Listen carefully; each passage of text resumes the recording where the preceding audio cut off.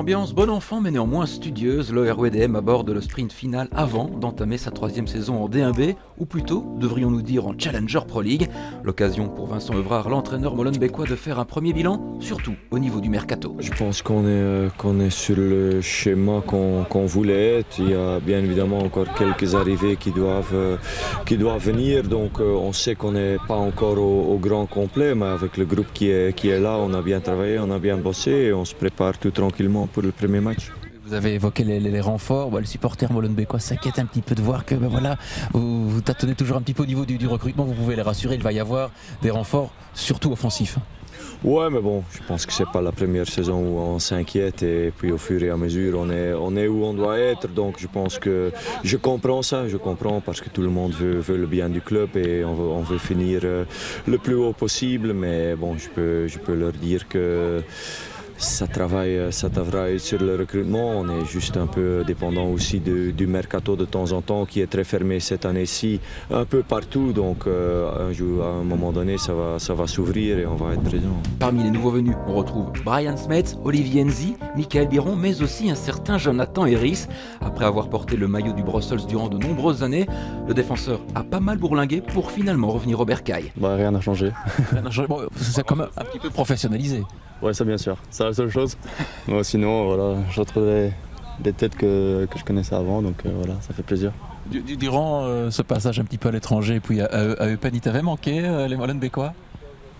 Ouais, bien sûr, mais ça, à chaque fois, les matchs amicaux, voilà, je revoyais justement Thierry et tout ça, donc à part Kylian, il me manque pas du tout.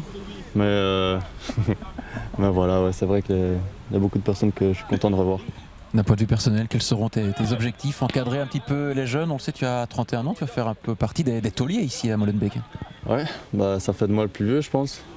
Première année pour moi. Donc, ouais, voilà, je vais essayer d'apporter un petit peu mon expérience et essayer de relever le défi qui est le même pour tout le monde, aller en première et voilà. Pour préserver ses filets inviolés, les 4 lettres magiques pourront à nouveau compter sur Théo De Fourny.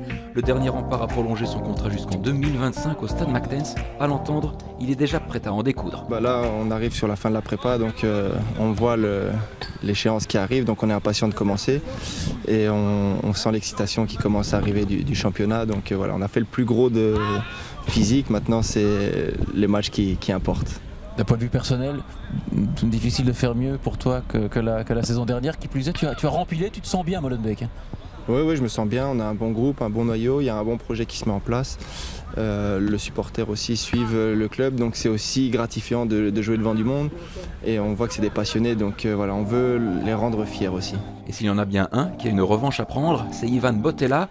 Miné par les blessures la saison dernière, le natif de Libourne a eu l'occasion de s'illustrer durant cette préparation.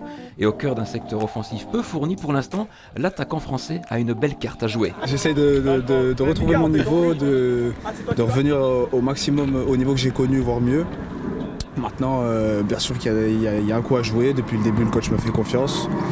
J'enchaîne beaucoup de minutes. J'ai fait jouer tout ce que le coach voulait et j'ai réussi aussi à me remettre en confiance en mettant 2 goals. Donc franchement, c'est un bon début et j'ai hâte vraiment que la saison commence pour vraiment montrer mes qualités. En attendant de nouveaux renforts, le RWDM débutera la compétition le 12 août prochain avec ce déplacement du côté de Virton.